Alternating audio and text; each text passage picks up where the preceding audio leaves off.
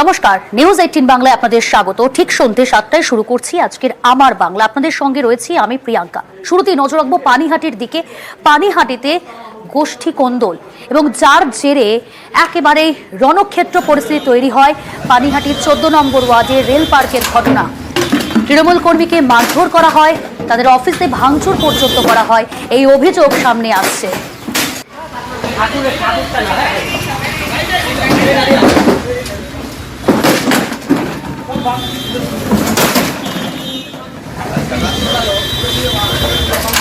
যুব তৃণমূল নেতা বুবাই মল্লিকের অফিস ভাঙচুর করা হয়, সেই ছবি দেখছেন কিভাবে ভাঙচুর চালানো হচ্ছে। পানিহাটি 14 নম্বর ওয়ার্ডের রেল পার্কের ঘটনা।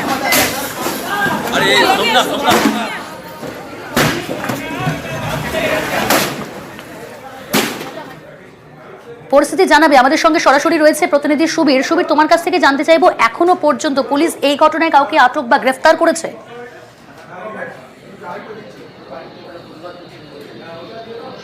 হ্যাঁ দেখো, তোমাকে আপডেট দিয়ে রাখি। এই যে পানিহাটি 14 নম্বর ওয়ার্ডে এই তৃণমূলের দুই গোষ্ঠীর মধ্যে যে সংঘর্ষ হয়েছে এবং সেই ঘটনায় যুব তৃণমূল সভাপতির যে অফিস ভাঙচুর করার ঘটনা, সেই ঘটনায় কিন্তু উভয় পক্ষের তরফ থেকে কিন্তু খর্দ থানায় লিখিত অভিযোগ দায়ের করা হয়েছে।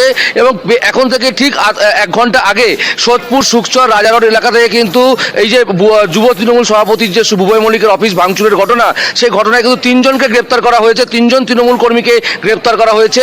তাদের মধ্যে একজনের নাম হচ্ছে শুভ দাস, একজনের নাম সাহেব বিশ্বাস, আরেকজনের নাম শুভজিৎ শেঠ।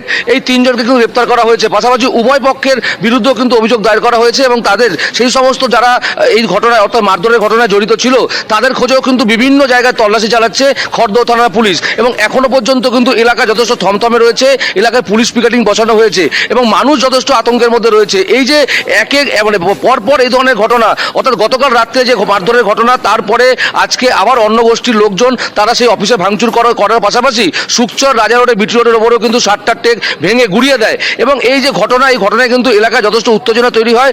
এখনো পর্যন্ত এক পক্ষের অর্থাৎ রানা বিশ্বাসের গোষ্ঠীর 3 জনকে পুলিশ গ্রেপ্তার করেছে এবং বুবাই মল্লিকের গোষ্ঠীর লোককে এখনো পর্যন্ত পুলিশ গ্রেপ্তার করতে পারেনি। তাদের খোঁজে বিভিন্ন জায়গায় তল্লাশি চালাচ্ছে খর্দ থানার পুলিশ। বেশ, আমার কদিন ধরেই শাসানো হচ্ছিল যাতে আমি পলিটিক্স থেকে দূরে সরে যাই। পানিহাটিরই অনেক নেতৃত্ব আছে, আমি নাম নিচ্ছি না কারো, দলেরই একাংশ এটা করছে। কেন আপনাকে এভাবে টার্গেট করা হচ্ছে? আমার জন্য হয়তো কারো অসুবিধা হচ্ছে।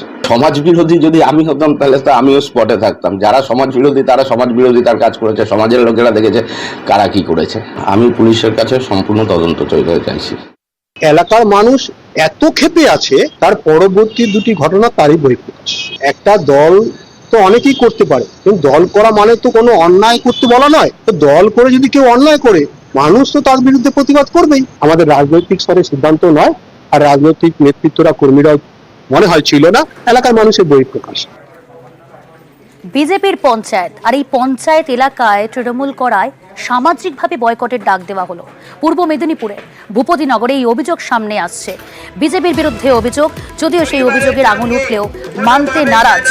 কথাবার্তা না বলে কিংবা কোনোভাবেই মেলামেশা বা কোনো লেনদেন না করে, কারণ গ্রামবাসীর মিটিংয়ে এই সিদ্ধান্ত অনুযায়ী আজ থেকে এই গ্রামে কোনো ব্যক্তি যেন ননি দোলই পরিবারের সঙ্গে কোনোভাবেই যেন কথাবার্তা না বলে কিংবা কোনোভাবেই মেলামেশা বা কোনো লেনদেন না করে মাইক প্রচার করে দক্ষিণ বারান্দার পশ্চিম পাশের গ্রামবাসীদের বিশেষভাবে সতর্ক করে দেওয়া হচ্ছে।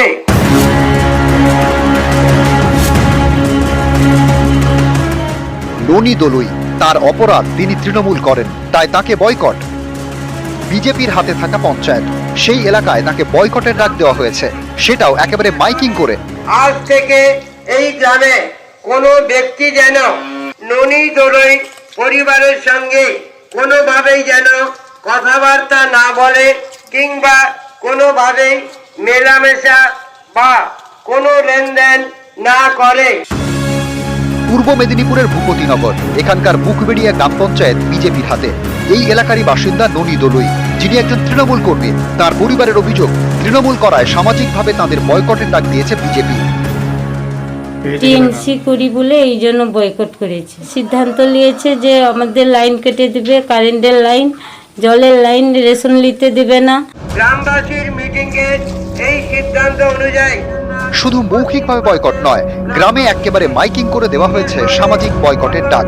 অমান্য করলে 5,000 টাকা জরিমানারও হুঁশিয়ারি দেওয়া হয়েছে বলে অভিযোগ।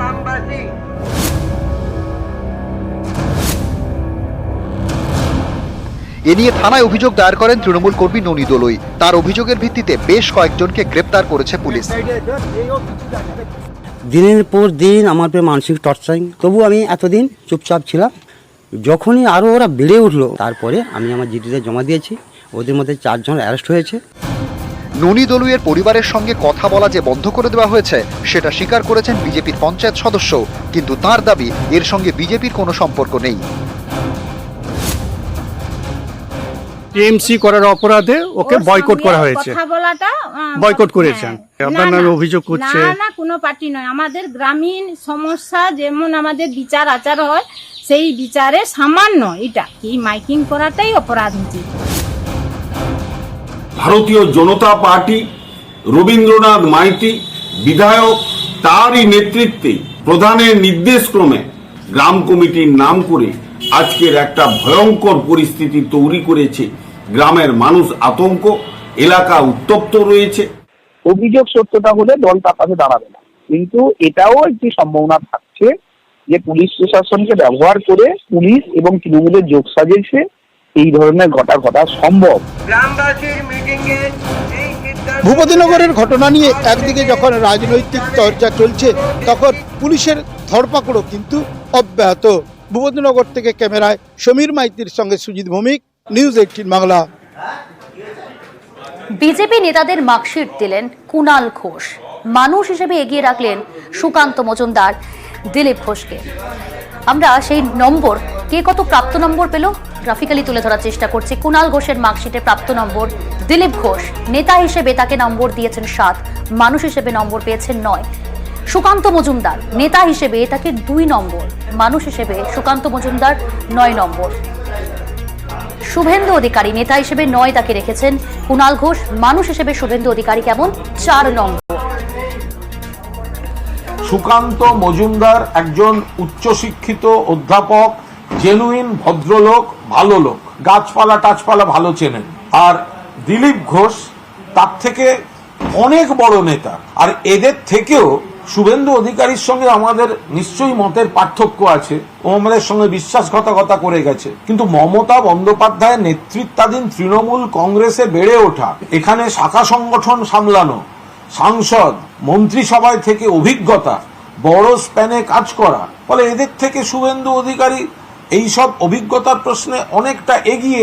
সুকান্ত মজুমদার মানুষ হিসেবে 10-এর মধ্যে 9 আর নেতা হিসেবে 10-এর মধ্যে 2। দিলীপ ঘোষ মানুষ হিসেবে 10-এর মধ্যে 9 আর নেতার হিসেবে 10-এর মধ্যে 7। আর শুভেন্দু অধিকারী মানুষ হিসেবে 10-এর মধ্যে 4 আর নেতা হিসেবে ওদের মধ্যে 10-এর মধ্যে 9।